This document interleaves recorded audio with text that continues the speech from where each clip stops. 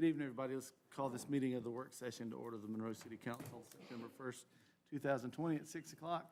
And let the record reflect that all members of council are present, including Mr. Ross Bradley via telephone, online, however he's there. Hey, Ross. Hey, Mr. Mayor. Moving into the city administrator update, Mr. Probst. Thank you, Mayor. A couple quick items. You've probably noticed the westbound through lane project on West Spring Street. That is now functionally complete. There's a little bit of tidy up GDOT's got to do. We talked about this a while back. This was a quick response project from GDOT. Worked out really well, 100% funded by the state. We just kind of had to push them in the right direction to get that done. I think so far, at least anecdotally from my end, it appears to be working pretty well, keeping traffic flowing. I've checked the Waze reports every so often, and it's not red anymore in those same spots on the westbound lane. So hopefully that's working out pretty well. And then, you know, at the retreat, I updated you on a slew of other projects that we have in motion. All of those are still on the table and marching forward. Most of those, you know, the joint projects with the county and the state, westbound on-ramp, eastbound on-ramp, bypass, things of that nature. They're slowly marching towards that finish line. Other than that, that's all I'm going to update you on tonight. Thank you. Are there any questions for Mr. Probst? Hearing none, we'll move to Mr. Bailey, Central Services. Thank you, sir. One thing I was going to do, and kind of piggybacks on what Beth's reported the last couple of months about how expenses have been down this year, and we're trying to monitor what we are spending. If you'll look at the purchasing numbers, our PO requests, P-card transactions are back on the climb, but they're nowhere near as high as what they were last year. So that's kind of a tribute to staff doing as much as what we're doing with a little bit less this year, and making everything kind of count and paying attention to what we're spending while we go through the situation we're going through. Update on the police department. We're looking right now, I think, at about a mid-October completion date.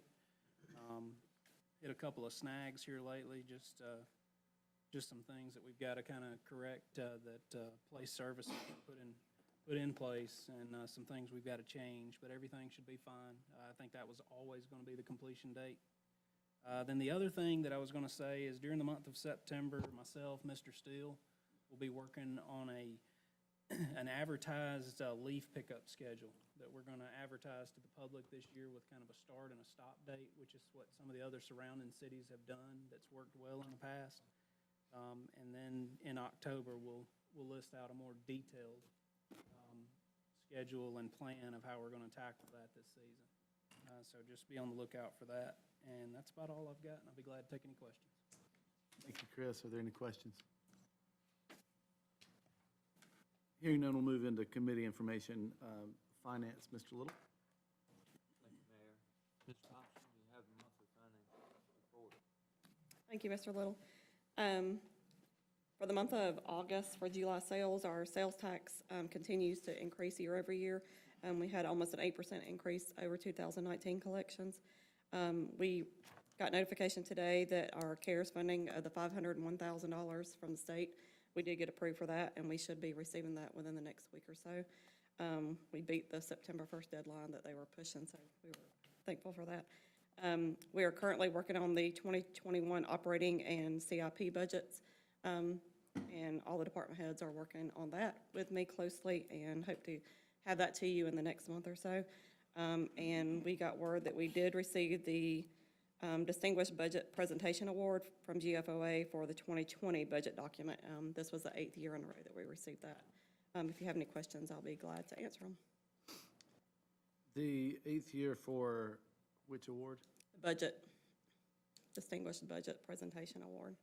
Are there any questions? I'm sorry, Nathan. No, are there any questions for Ms. Thompson? You and the department are be commended on receiving that award. That's all we have. Sorry, Nathan, thank you. Airport, Mr. Garrett. Mr. Bailey? Thank you, sir. The airport, we're moving dirt still. Last month, we had the project approved to grade the site for the 16-unit T-hangar, and We've currently got an off-road dump truck that's running with a contractor that we're using, and we're hoping, it looks like weather's gonna work with us this week finally. We should have 6 or 7 tandem trucks running starting tomorrow, trying to get that graded out, cleared. Then on the other side of Virgil Williams hangar, we're doing the same thing. We've passed soil test, so we're just getting back to kind of final grade, and hopefully we start pouring that site, or the person with the ground lease will start pouring the site. But that's pretty much it. You guys will see a big change in the CIP for the airport when we get to that this year, taking advantage of some of the extra federal money that's available. That's all, unless any questions. If no one have any questions, that'll be all. Thanks, Chris. Thank you, Chris. Thank you, Norman. Moving to Public Works, Mr. Dickinson. Thank you, Mr. Mayor. Mr. Smith, could you give us the solid waste report? Okay, thank you, Mr. Dickinson. I'll be brief. We still have one project pending at the transfer station. Just want to highlight the tonnage. We deposited over 7,800 tons in the transfer station. We're still trending up compared to last year. That's a typo. Instead of July 20, it should be 2019, up 600 tons. The glass collection going well. We're up to 182 customers. So that number doesn't change since last week. Just want to remind the customers, just rinse them out, pop the tops and lids off.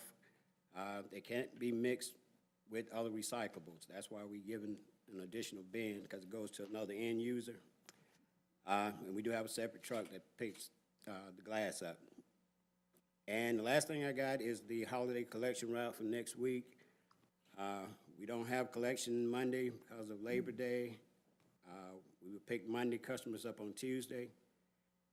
Tuesday and Wednesday customers will be picked up on the 9th on Wednesday, and Thursday customers will be picked up on the regular schedule on Thursday.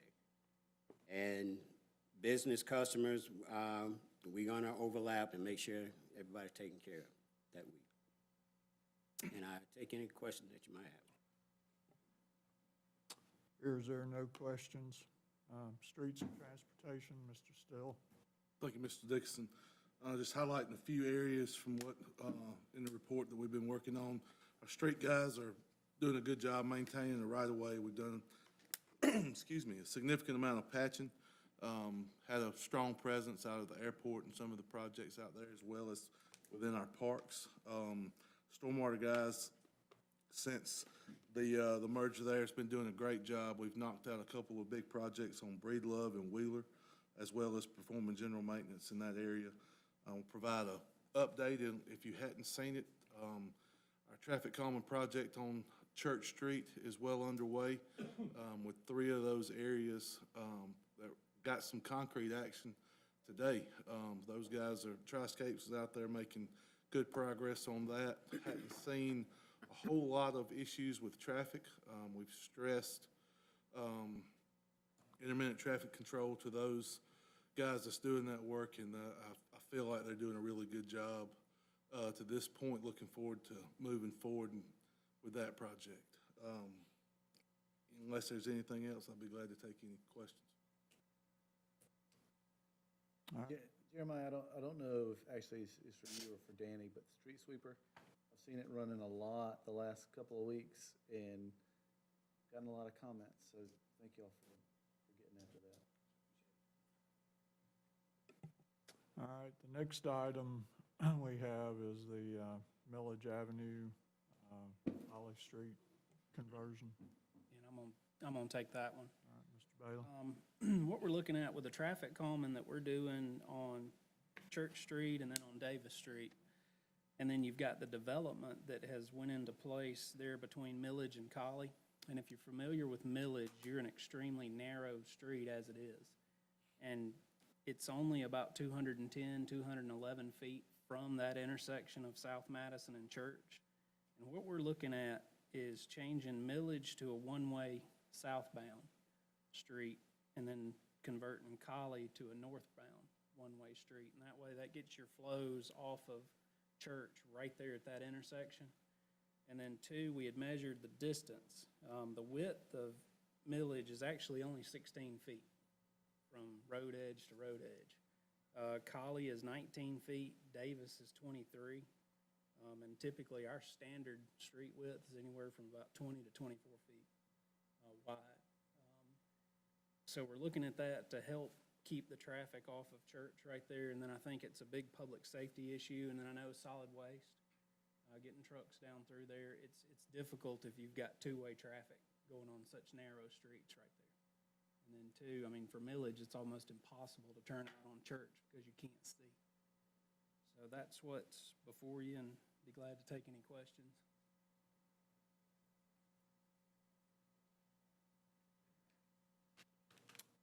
All right, is that an action item we need to have a committee vote on, or is that for full council? Committee? All right, and that is something I think we need to do, particularly with millage because of the sight distance, because you have almost no sight distance to the east on Church. So I would entertain a motion from the committee. I move to make, Village Avenue and College Street one-way. All right, have a motion by Mr. Little. Do I have a second? I'll second it. Any discussion? Hearing none, call to question. All in favor state aye. Aye. Any opposed? All right, and that passes, and we recommend that to the consent agenda, Mr. Mayor. The next item that we have is about a leaf vacuum trailer purchase. Mr. Still, are you doing that? I got it. Yes, sir, I'm gonna grab this one too. This is a request to purchase a leaf vacuum trailer that can be towed behind anything from about a 450 or above. It's essentially, we just received a leaf truck, back middle of this year, I believe. We haven't actually used that in service. This will be the first season that we're using that. The old leaf truck is done, out of commission, something that we're gonna put up on Gov Deals, essentially after we park pieces of it out, I think, potentially. We feel that this will give us the ability to have a backup unit should that leaf truck go down, and at the same time, while we've got this, we can run dual routes. So essentially, we're picking up leaves, I mean, we're doubling up on our routes, and we should be able to get to things quicker this season, and this should help us out dramatically, and then this truck should also help us out during stormwater. Cleanup, I mean, of drains, inlets, stuff like that throughout the year. And it's a good opportunity. I think we can't rent a backup leaf truck or a trailer or anything. So based on the funds that we have available in the CIP, where we're gonna request that council approve the purchase of this. I'll be glad to take any questions. And it's for $81,660, correct? Yeah, I've got it for $84,678. With the add-on. I added two options. We did to it after talking with the fleet guys. All right. Any questions, discussion? How long is that, trailer that's gonna hold them leave? How long is the trailer? Yeah. That's a good question. I'm sure it's on there somewhere. 144 inches, so 12 feet. All right. Any other questions? If not, I would entertain a motion. Move to purchase the leaf vacuum trailer for $84,678. Motion by Mr. Little. Do I have a second? I'll second it. Any discussion? Call the question. All in favor state aye. Aye. Any opposed? That passes, Mr. Mayor. We recommend that to the consent agenda for next week. Thank you. Thank you, Mr. Dickinson. Thank you, Mr. Bailey. I know this is a lot of work putting all that together. Moving to utilities, Mr. Little. Thank you, Mayor. Mr. Thompson, Electric Telecom. Thank you, Mr. Little. Everything with electric is tracking right along. We're still low on usage from last year compared to last year, running about 5 to 7% lower than in usage from March to July. The other thing that's tracking badly for us is loss. We've got our losses ticked up. I expected that in March, April, and May, when our usage was low, but it stayed high. And so what we've done is we've reached out to ECG, and we've started testing our major meters more than twice a year. We had just tested them right there at the first of the year, but we've turned around and tested them again, and we're gonna keep testing them until we figure out what this issue is. We've ticked up about 1.5%, maybe 2% over time, and that's a substantial amount of money, so we're gonna find it.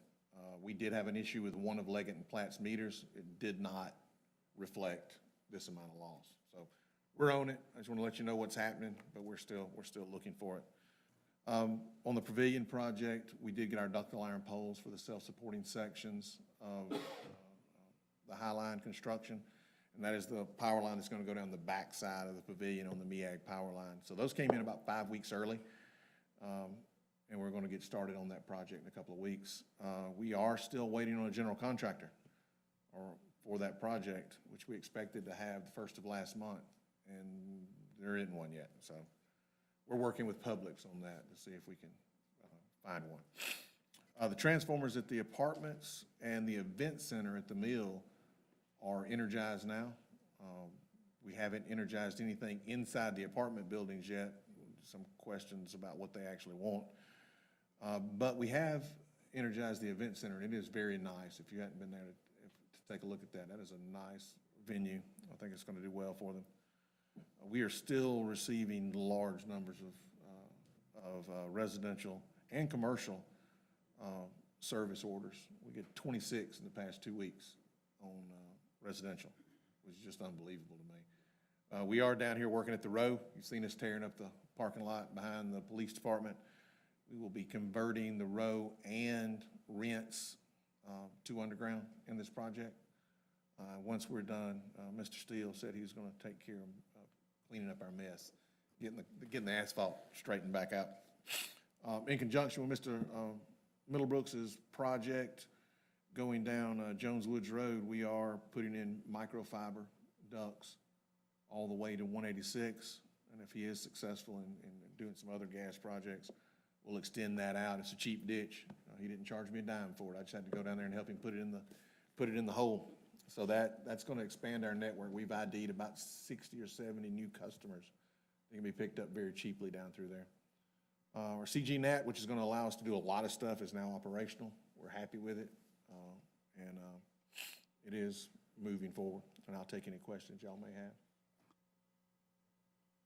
Are there any questions? What's the material cost from just putting this microduct in? About 62 cents a foot. Mr. Middlebrooks is opening about a $10,000 or $10 a foot ditch. So it's a nice win. And how will you let those potential customers know? We have a wireless project we did off of Mount Carmel 3-4 years ago. So what we're going to do is we're going to convert those wireless customers to fiber first. And then we're going to generate we're getting calls already because as they ride down the road, they see the orange pipe. We're going to just figure out which addresses we can serve off the project and just do a mailer once it's up. It'll be after the first of the year before we can turn those up. But the ditch was open starting a couple weeks ago. That's great. All right, your next item, I think Mr. Probst is going to start this one, and we'll just. I'll lead it, but Brian and Beth will be here to help answer questions. So as we talked about in the retreat, we've got a little bit of an issue on cable TV and just our loss factor, profit and loss. And it's solidly in the loss column, $1.52 million per year, depending on what year you're looking at. Now, there's a couple different ways we can look at doing this. Either discontinuation, which would mean a phase out of cable TV as a service here. That would also give us a little bit more bandwidth on our cable coax platform until we can do the entire fiber Monroe project. The other one is we could do a cost plus, probably like a cost plus 15%, which ensures that we're covering programming costs and a little bit more, and we take a look at that maybe twice a year to make sure that as the contracts keep cycling, that we're keeping up with those programming costs, which are, they've crept up rapidly. And then, you know, the extra 15% helps defray, just our general operating, the power, some of the labor, Transfers. transfers out to the CIP, things of that nature to help, you know, reduce that bleed that we have on cable TV as a standalone item in telecom. TV as a service is dying. It's just going away. You'll see year by year, people are cord cutting because the service is available over the internet so much cheaper. And over the internet, you're able to customize what you want. What we run into dealing with the programmers is they tell us what we're gonna get. And it's like with ESPN, if you want ESPN, you're gonna get about 20 other channels, or you're not gonna get it. And the cost if you look back to 2 years ago, we put the $20 programming service fee, and that got us into that $75, $76 range. Well, we were making a little money at that point, and it was very little money by the skin of our teeth. Well, now that cost to us is $90 and some odd cents. Beth's got that. So that cost is ramped up $15 in 2 years just for that same programming. And we're about to roll into the what's called retransmission consent with the broadcasters. If you've been listening to WSB lately, you hear that Dish Network has dropped WSB, and it's because of what they're charging for that product. We are close to over $8 for just ESPN per subscriber.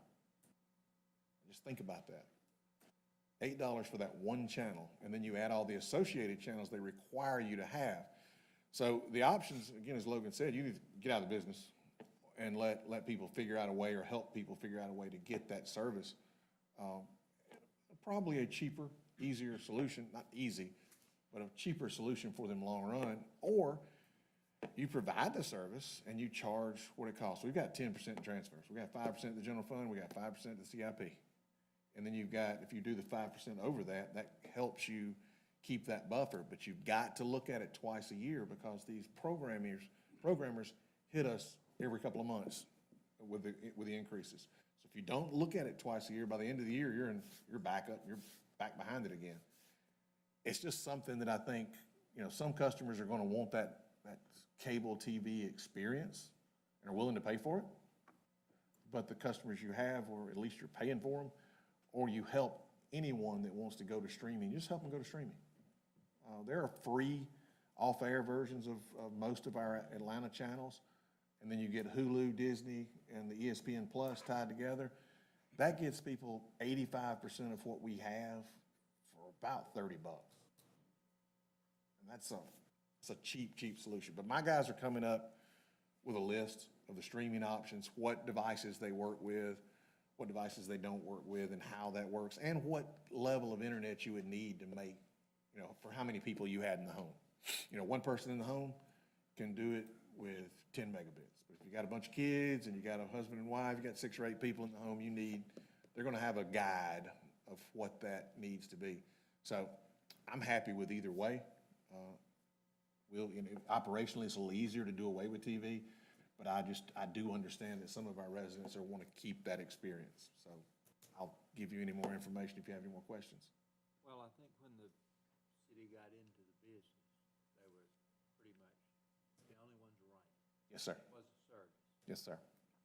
and it was an affordable service. And it's a service that made the city some money at one time, but I've looked at this for a long time, and it's the retransmission cost and the programming cost that's really doing it.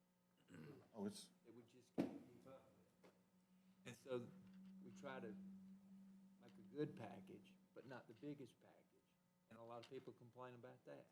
I mean, you know, it's not what they're getting. They don't look at the price that we charge.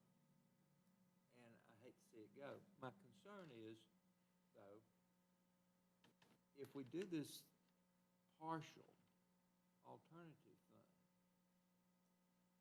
is that financially reasonable? Because of, if you only end up with a very few customers. Now, I know the programming costs will follow that. But then you have the technicians or whoever needs to see about it. Can we support them with a very small amount of customers? They are dual use, so especially the outside plant guys are working on internet and TV pretty much at the same time. If there's a problem with the network, with the system, it affects both.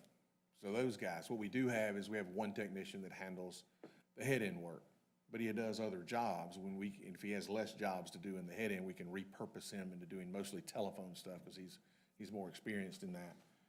So it would be the same number of personnel, but they would be utilized.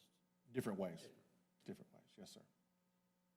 Yeah, and so, you remember when I came as finance director several years ago, you'd asked me to do a full cost accounting of what cable TV as a division was under the telecom, because it used to be all lumped together, and it was really kind of sandbagging the telecom, right? We weren't really making any money, you were just kind of getting along. But now we can kind of see where we're at truly on telecom and cable TV. And I don't have the work order numbers, Beth, you may, but the work order numbers for just the cable TV component is huge. Two-thirds. And It's a at lot least- of that, it's at least yeah. two-thirds. So a lot of that is that cost, and we do the accounting, is booked out into the cable TV. For all of those after-hour calls, things of that nature, it's cable TV. The internet is relatively low in comparison there. So, but, okay, under the alternative plan of providing cable TV for those that want it with cost plus, is that our short-term plan? Yes, sir. Eventually, I would say what you would, be out of the cable TV. well, not necessarily out of the business, you would partner with a streaming service once you went to fiber.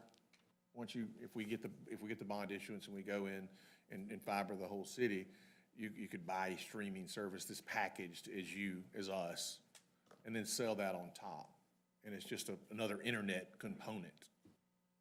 But yes, I would say if we stayed in the TV business, this short term is until we get out of the HFC or the cable TV world, that side of it. But I think the pricing component could stay the same. Whatever that pricing component of that streaming service is, you've got to make a percentage over that. You can't let the programmers get ahead of you. I'm not sure I understand what Brian's saying then, we may package it. I guess my question is, how soon do you expect to have a transition plan? And what elements will make up that transition plan? I mean, is it not just a timeline, I guess, but how do we deal with customers at different points in time? And this thing of packaging a streaming service with it, is that something that can happen during this 3 or 4 month transition, or is that something a year down the road? My question, I guess, more is the transition plan.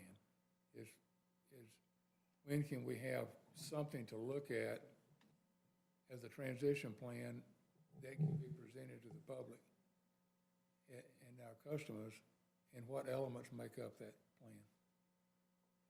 Go with a contract streaming service, do we have? That would be a long-term. You'd have to be pretty much at fiber to be able to package that.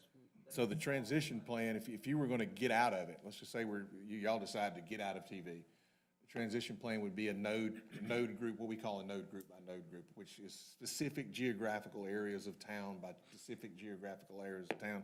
And the discussions we've had, it would be to possibly just provide a streaming type device like a Amazon Fire Stick or a Google Chrome stick or a Chromecast, that kind of thing, one to each of those customers, so they would be able to stream, because some people can't stream at this point. And that would be could be part of the plan. That's totally up to y'all how you want to do that. But it would be that type of deal. You would get your geographic areas, how you're going to lay that out, and walk through it. And it could be a 3, 6, 9 month. Oh, yeah, it could be a long-term deal. Right?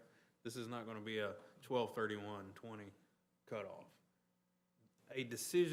We're asking a decision to be made by council relatively quickly, because we've got potential bonds to sell on the market. Cable TV issues a huge red flag when bondholders are shopping this. Well, have a couple of observations and maybe a couple of questions.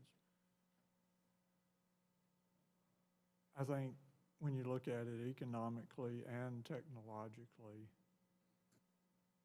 we need to get out of the cable TV business. It's a dying thing.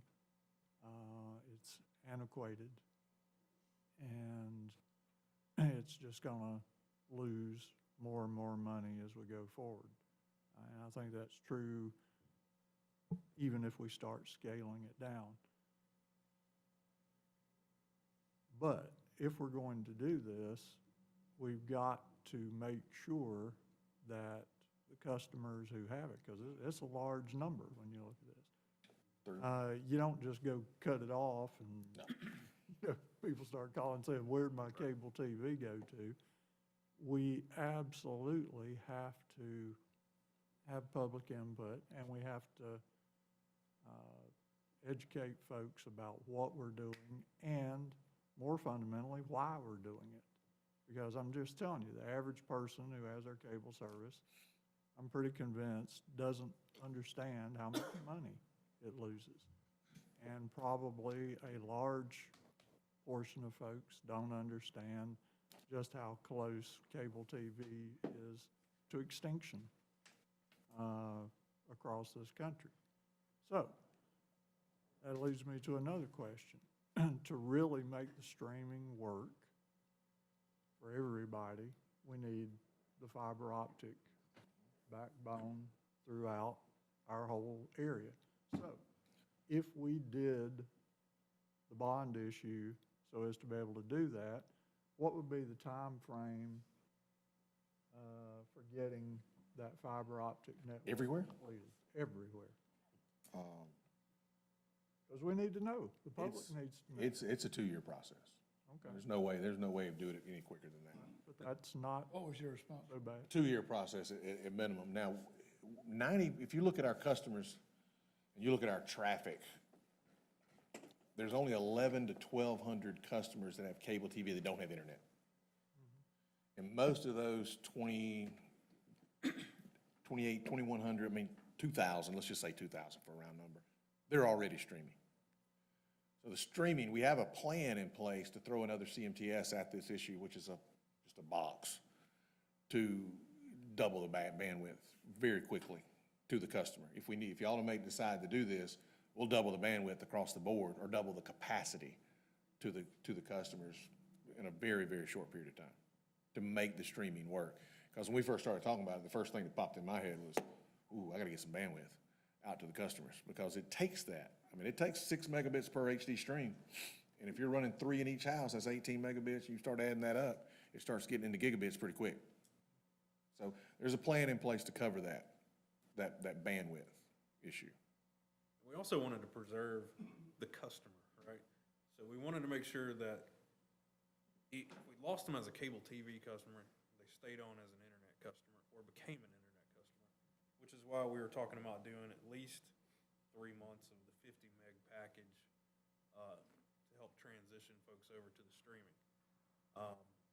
Well, and along those lines, do we have the ability to survey our customers? And I would just like to know, if we said to folks right now, okay, just go to streaming, totally, cut the cord, no more cable, I would very much like to know what percentage of those customers are already thinking about it, ready to do it. They're just kind of hanging on to cable out of habit. I'm one of them. So, of course, I need a little more bandwidth over there. Over there on Church Street? But that's another discussion. But The other can thing we do people. that? Can we survey and see how folks feel about it? Sure we could. I would Is the service think that we we need to. provide right now, has anybody calculated our basic cost plus 15%? What would it be to the customer to make it? Ron just said the cost was $90. Well, the cost is $90, and you add that 15% to it. Beth had that number. Yeah. Yeah, it's like $105. If you look at that same type of service, I pay right at $145 to DirecTV, to Dish Network for a very similar service. Vashon pays 140 something or to Comcast, for that same type of service. Comcast could be in the TV business because they own the programmers. NBC Universal, they own a large number of the programmers. They get they give themselves a much better cut. And they're making money on both sides of it. There with like a relatively decent Hulu for $59 a month. You can get Hulu, ESPN Plus, and Disney for like less than $60, and you get all their packages. Now, you don't get all the channels. You don't get every little program that somebody in the house might want. But if I had internet in my house, I wouldn't have TV. So the thinking would be then, for those that want it, that we raise prices to what they have to be. And if you want it, keep it. Or otherwise, we'll help you go off of it. Is that what We'll help you transition. I think that's the one that fits the best. You're helping the folks, but you're also not losing money, right? It's somewhere in the middle. And Mike will tell you, we help people every day transition away from TV because we're losing money on every customer. We want every one of them to be gone if you're losing money on every one of them. And if they're complaining about this, that, and the other, and you can give them a better option for their entertainment, they save money, we save money. It's a win-win for both of us.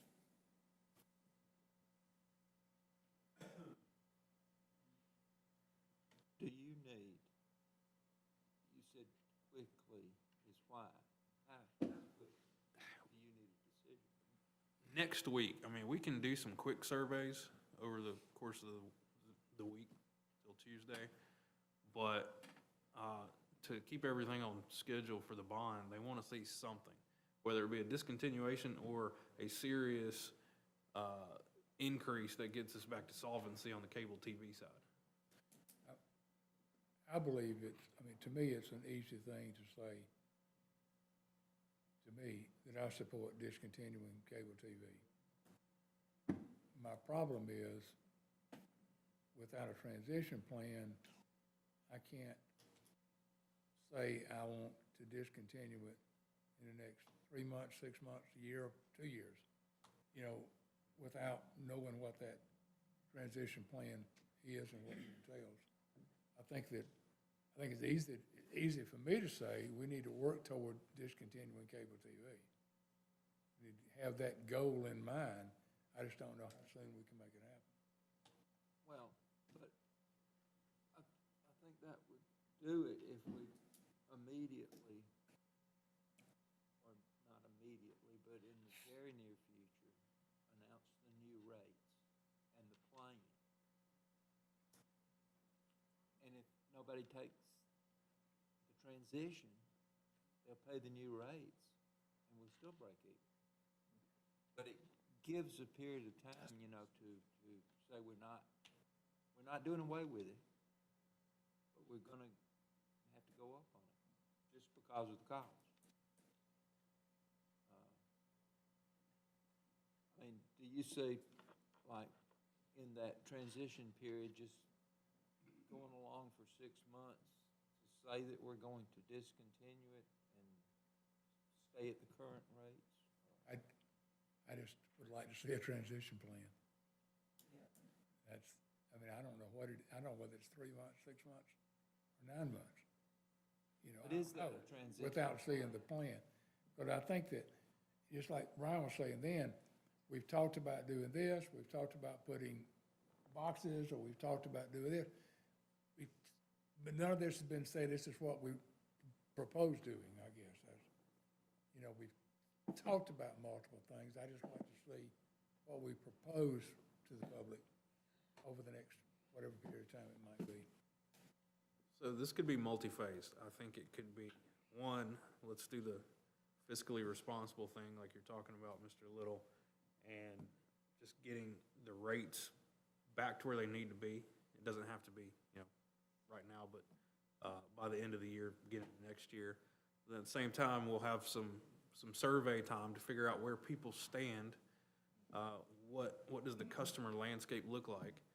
We'll also know a little bit more once the bond gets in hand, and we can start putting out for bid the Fiber Monroe project. And then we'll know how exactly we will be able to transition each customer, like you're talking about, Mr. Bradley. What does that entail? So I think it's a multi-phase approach. If I understand what everybody wants out of this, I think we can do that. You get the system solvent, you get that department where it's actually making money and the bondholders are happy. You can tell the public, we're making no money on this TV product, and we really aren't. Right now, we're losing money. And they can either take the cost or not. There are other options out there, and if they decide they don't want to do it, we'll help them transition to that. I will say, when we increased cable rates and we added that $20 programming fee, we did lose a couple hundred customers. So I do believe if we raise rates, customers realize there are other options, and they may maneuver to another option when we go up on rates. Because that has happened in the past. And we picked up on internet customers too Right, later. exactly. So it was almost. It was stark. It was stark, the movement. Yeah, that's what happened.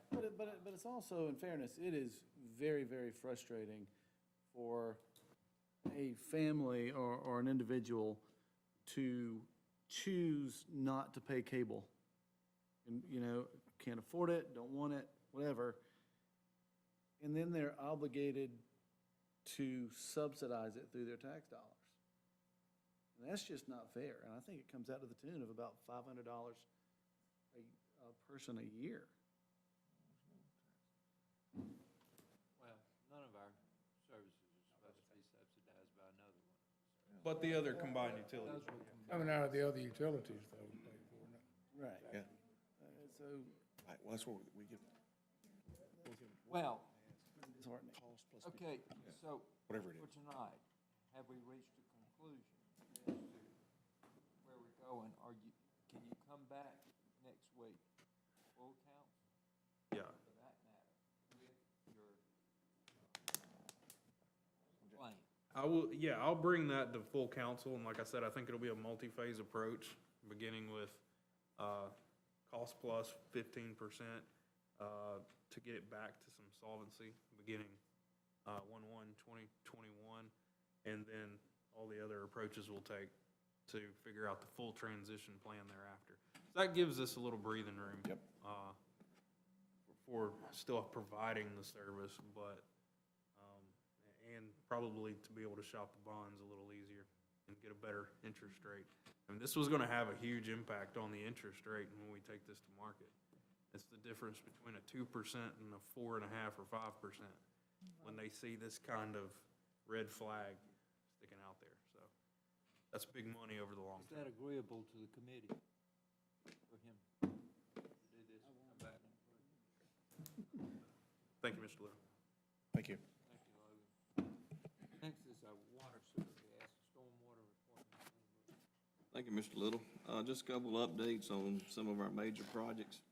One being the Alcovey River Highway 138 sewer. We are going to be seeing that one out to bid before long. Phase 1, which would be from 138 to the pump station on Michael Etchison. Phase 2, which would be from 138 back around behind Tractor Supply, would come at a later date. There's still some design issues there. The sewer plant, the plans are finally in the EPD's hands. They're going through the review. Hopefully there won't be any comments and it'll move along pretty quick.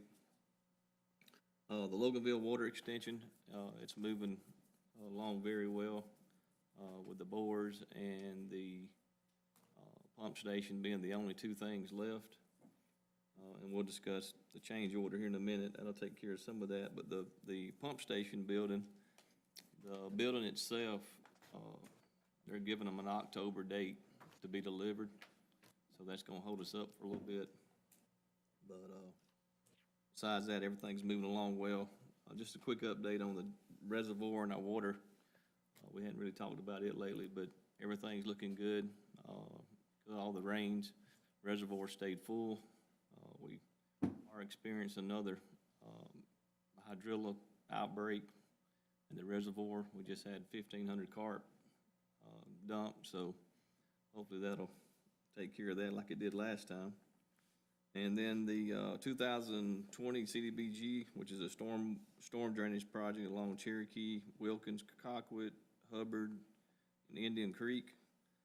We should have an update on whether we got funded on that next week. So fingers crossed we'll get another CDBG. That's all I got for the report. You got any questions? Any questions? That's it. Thank you, Rodney. Tell us about the Morgan County gas extension update.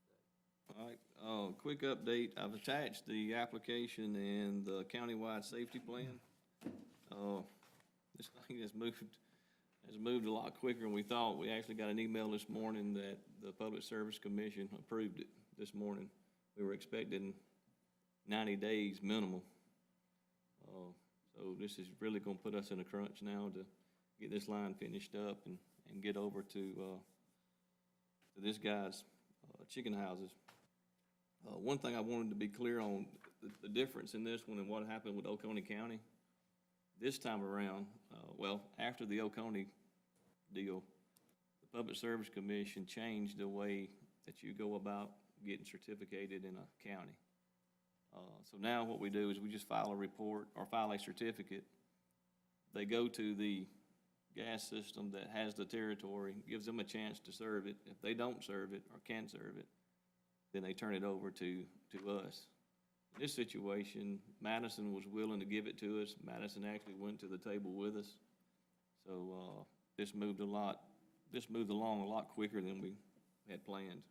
Gas Authority was even surprised it moved this quick, so this won't be something they can come back and take away later. So Makes a lot more sense to have an understanding up front. yeah, the process is, shame they didn't have it back when we had the Oconee system.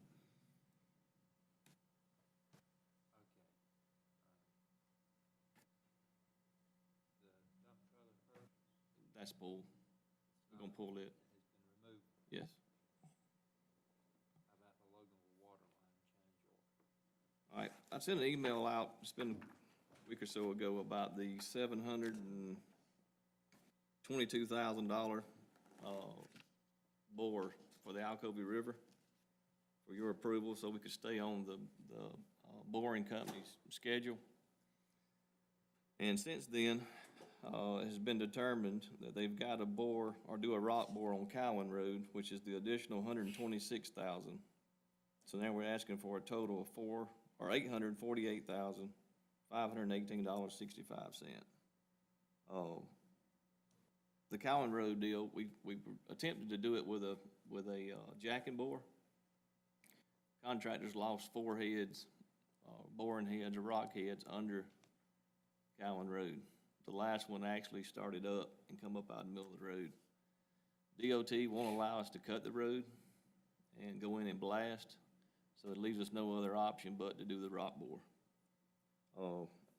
On the Alcovey River deal, I've attached the geo report. This is where we had those guys come out and do some test drilling just to try to give us a rock profile of the river, so we, just in case we found a spot we could move to and avoid the rock bore, and that was not the case. We had no other options but to do the rock bore on both of these. And just a reminder too that this is being split 50-50 with Loganville, so if you got any questions, I'll try to answer them.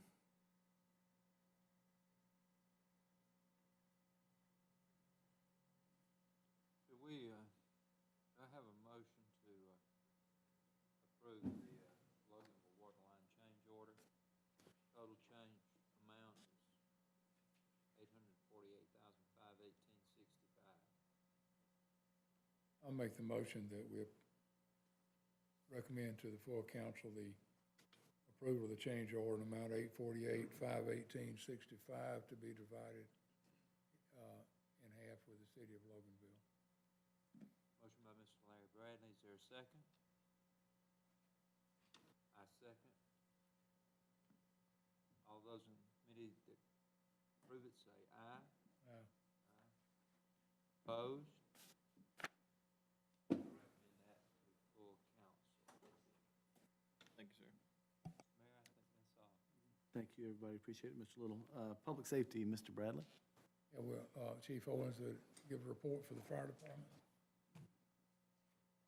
Thank you, Mr. Bradley. Overall, the numbers have been the same, slowly rise through July. Good numbers would be that we didn't have any structure fires, so we'd have no fire loss there. The only notes I do have is we did complete the pump service test on all the apparatus. Everything came back good on that, just minor normal deficiencies, tightening things of that nature. We did get a chlorine dioxide fogger for use throughout the city. We've already used it several times over at utilities, over at Public Works, where we can go in and basically disinfect an area. It works very good. It comes in a fogger form. You can use it around electronics, inside vehicles, things of that nature, and it's actually not costing us anything. So, very good product that we have that we've been using throughout the city the last month. One thing that's not on your notes is we did a grant we put in at FEMA back last January. Actually, Battalion Chief Andrew Dykes put it in for us. We actually was awarded that last month, and so it was $26,000 was the total price of the grant, and that's actually to update and repair the exhaust system that we have inside the truck bay where all the truck's exhaust are. Other than that, we will be finishing up our ISO audit on Thursday. We already sent in all of our data. All that's been complete. That'll be the last leg will be Thursday, where basically they call in and spot check stuff, and we'll send in additional data or whatever information they may need. That's all I have. Any questions, I'll be happy to answer. Is that grant going to cover the full cost of the repairs to the exhaust system? Yes, sir. And there was a match, I think there was a 5% match, so the $26,000 we were awarded, I think it's $1,300 that we have to match in turn, but that's an easy trade-off, no-brainer. And do you expect the ISO to go well? I do expect it to go well. So far, we had no problems. Again, it's an audit, no different, and so we'll just come back with the spot checks or whatever they want on Thursday. This is normally something they would do in person, but of course with COVID, we're doing the distance audit, and so I don't know. They may want us to take pictures of the trucks and send it to them. I don't know, but generally they'll just spot check and pull data either from training or hydrant testing, things of that nature, and we can just easily just send that off to them and verify. Anyone else have any questions for Chief? Okay. Thank you. Chief Walsh, if we can do the police department report. Thank you, Mr. Larry. In studying our numbers, I tell you guys every year that I compile our data from our area checks and our calls for service, and already by the month of July, our officers have dealt with 71,706 calls. The actual calls for service that we responded to has been up approximately 500 from last year, which I think that contributes to how much activity our guys have been doing. Our area checks, as I looked last year's number, our area checks this time, last year was 3,678. This year we did a total of 8,698. We've increased 5,000 by 5,000 doing area checks in the city, and I think that's helped with the next numbers I'm going to report to you is our Part 1 and Part 2 crimes. Both of those numbers are down significantly than what they were last year. Our arrests are down from what they were last year. I think a lot of that has to do with the hurdles we're having to deal with in transporting people to the jail. The jail's still having to regulate people coming in there. They're not taking misdemeanor charges, and of course, because of the COVID, we're still having to deal with that as well. Something significant also is, our Joint Operations Unit. It's a proactive unit that's primarily focusing on the drug activity. They've made a total of 18 adult felony arrests just in the month of July alone, executed 2 search warrants and on the home residence and then 3 on the cell phones. That unit has proved to be very significant in helping us to deter a lot of the criminal activity. And you can see it in our numbers, and I'm very proud of our department of men and women that serve us. Chief, because of the big increase in the area checks and results, good results from it, could you just, for all of our sakes, explain the definition of area checks and what's really doing? So area checks, our officers, when they go into, say, a subdivision, they'll call out that they're checking that area. They do the downtown businesses at night. I can't tell you how many times our officers have done downtown business checks and found unsecured doors, and we're able to, contact key holders to come secure the premises. And, they don't get a lot of credit for doing the area checks, but you just don't know how many times just that deters criminal activity from even happening. And I tell our officers all the time, how do you gauge how much an officer's presence just being in an area has deterred a criminal from committing a crime? I mean, how do you put a price on that? How do you put a stat on that? And I think just showing our sheer numbers here with how many area checks we've done, and how, like I said, we've increased by 5,000 area checks from what we did last year. That's why you're seeing the drop in our numbers. And I look forward to us to continue to push that way. I also looked at my next month's numbers. For August, we just finished August, our area checks was 9,700. So we've increased it even more for July. And we knew once we went into, from March on, because of this virus, we weren't able to have a whole lot of interaction as far as proactively getting out with individuals and dealing with them. So we made a proactive presence, a heavy presence being known in the city. And we want to keep that momentum going. Good, thank you. Yes, sir. Anyone have any questions for Chief Watts? Not, that's what we have. RV, with our Part 1 and Part 2 crimes down significantly, do you have a percentage? I don't have a percentage. I can tell you, just from looking at the numbers, I mean, these are actual itemized numbers. So last year, this time, we had 66 Part 1 crimes. This year, we had 50, and Part 2 crimes last year, we were at 29. And Part 2 this year was, at this time, was 15, so. That's outstanding. Absolutely. Congratulations and thank you. Moving to Planning and Code, Ms. Malcolm. Mr. Kelly, do you have the monthly report, please? Yes, ma'am, thank you. Going over the numbers from June, we had 142 code inspections, and we had written 147 permits. Permitting in the city is just tremendous right now. There's tons of small activity going on, along with the larger projects that we'll mention later. We had 8 new business licenses, but we also had 7 that didn't renew or closed. For major ongoing projects, the Main Street Apartment project we've mentioned already, it's going as well as can be expected considering the weather and the snags that they have run into. They're doing a good job, and we're looking forward to them getting leased out.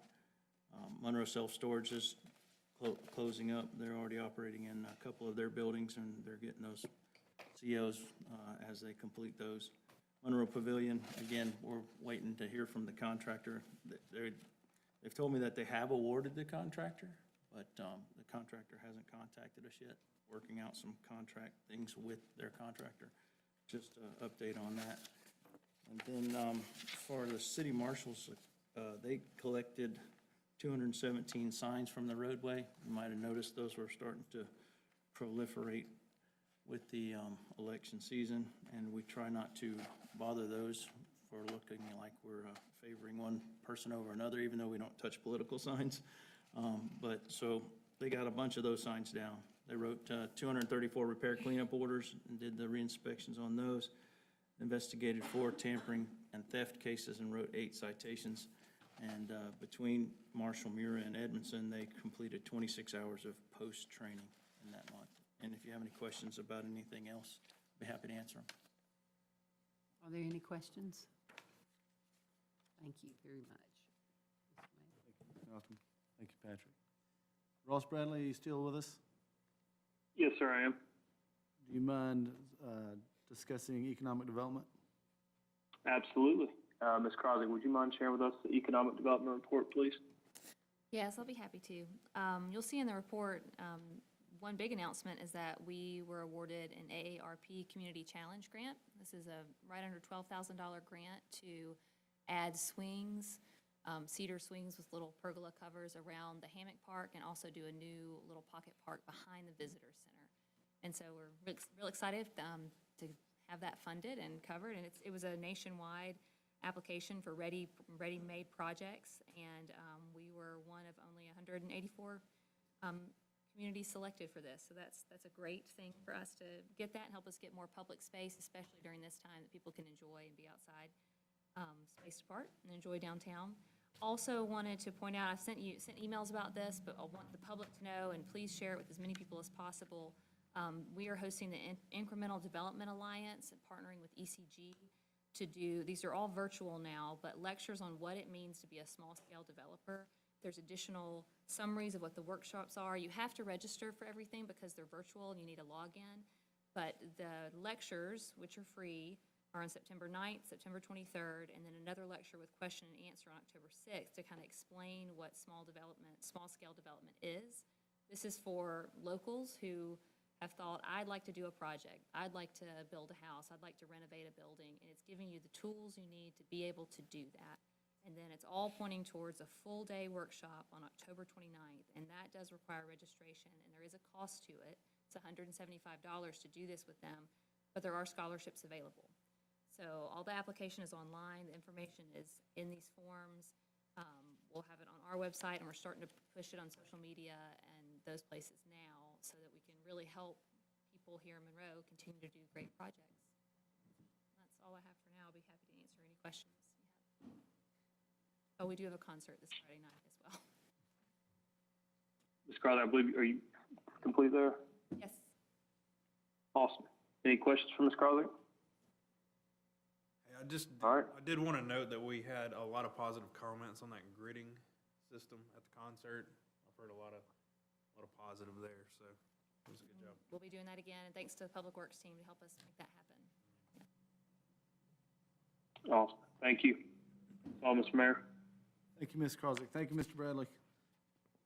Moving to Parks, Ms. Crawford. Yes, ma'am, thank you. Couple of quick updates. Pilot Park, if you've been by there, is coming along nicely. All the equipment was installed. The installers left out, I think last Tuesday they were complete. Through rain and everything else that's come through, we were able to finish pretty much 3/4 of the walkways through there. And currently we're waiting on irrigation, landscaping, and then we're done. The fence is being replaced as we speak. I think they were out there as of about 15 minutes ago. I'd had an update. But that's coming along nice. I think that was a great decision, great plan by the city to do. A lot of positive feedback from everybody that's around there. Facebook's kind of lit up anytime we've made a post showing pictures and what we're planning to do.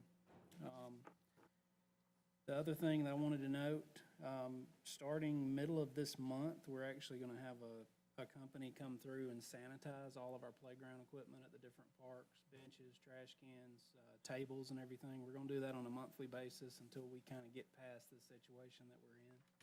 I think that'll make people feel a lot better. It's a very low cost to us and something that's just, it'll help the longevity of the equipment that we have in place too. Keeping things clean, pressure washed, and sanitized. So unless anybody's got any questions, kind of jump to the next.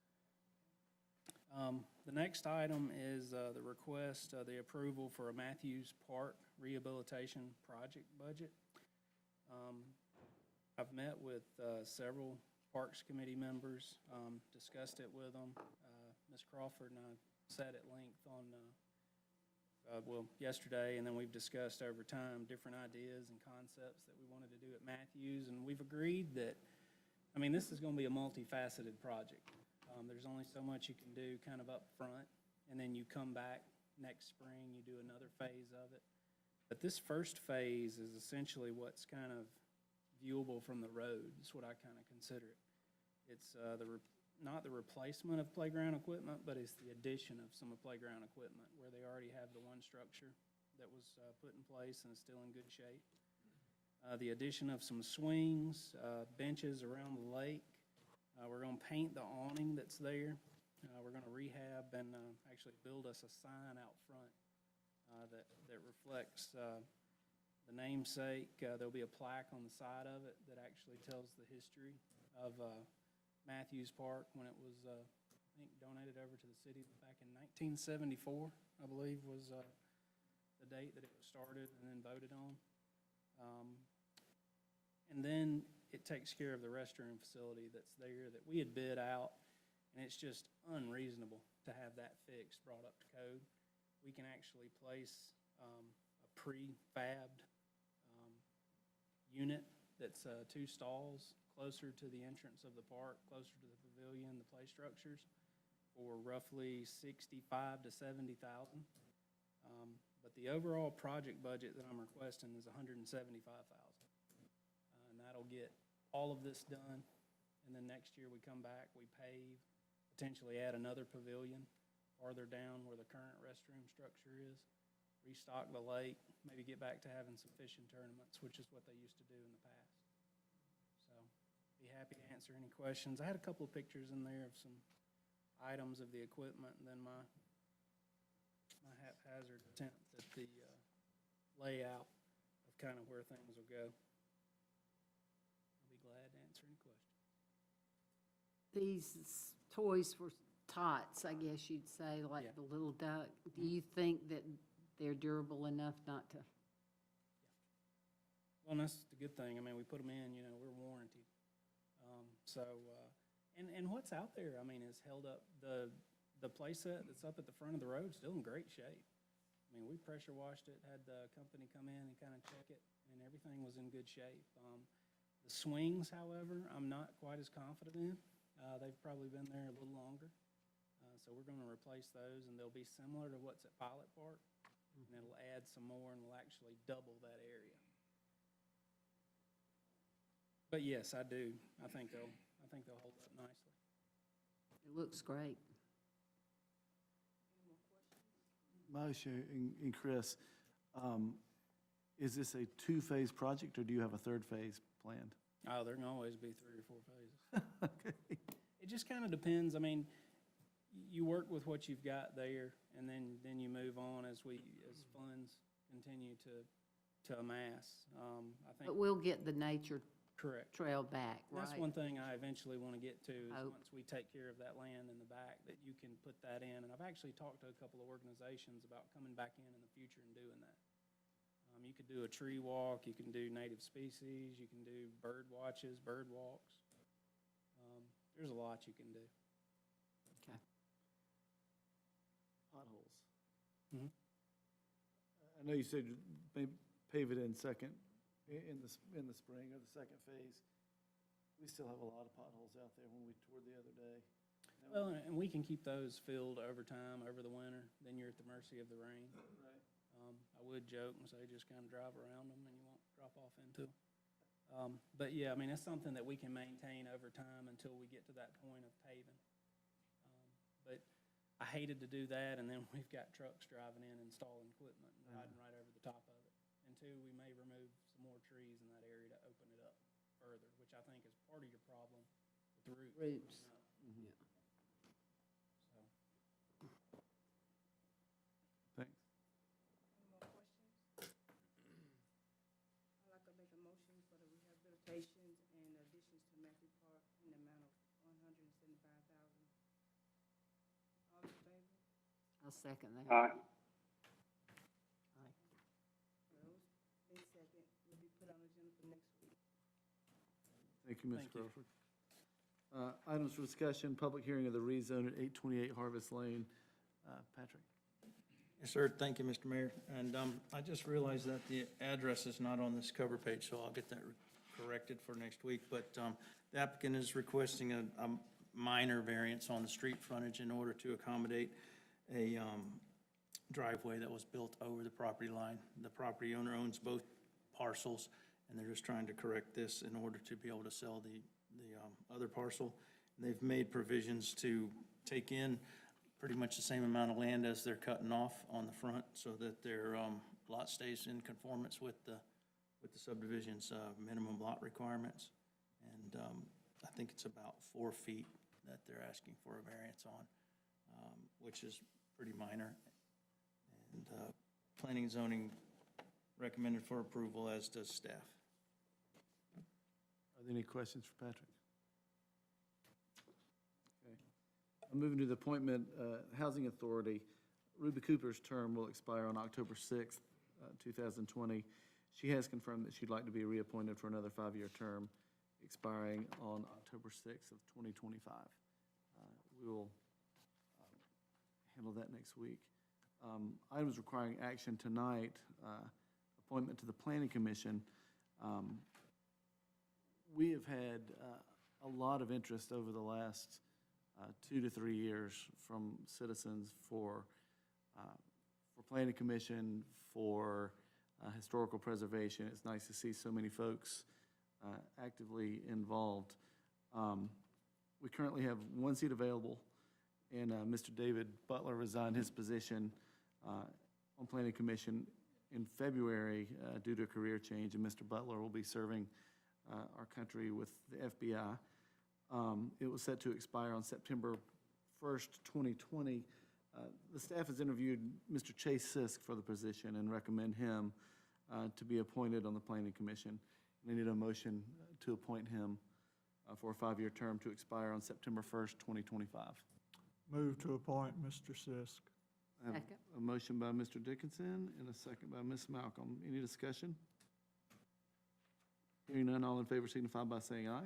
Aye. All opposed, like sign. Motion carries, that passes. Moving to mayor's update, I just have one thing. Sadie, who's playing Friday? Swing 'em a day. Lincoln Medallions, probably the most popular group that we have. And that brings up another thing. First football weekend for area schools, Monroe hosts Loganville, and will beat them down. George Walton and Social Circle will be playing as well. So With- there's a lot of things to do. Now I Well, need to- no, George Walton, invitation only. But it's still playing. You're playing, yeah. So, I need a motion to adjourn to executive session, please. So moved. I have a motion by Ms. Malcolm, a second? Second by Ms. Crawford. All in favor signify by saying aye. Aye. All opposed, like sign. Motion carries. We'll adjourn to executive session.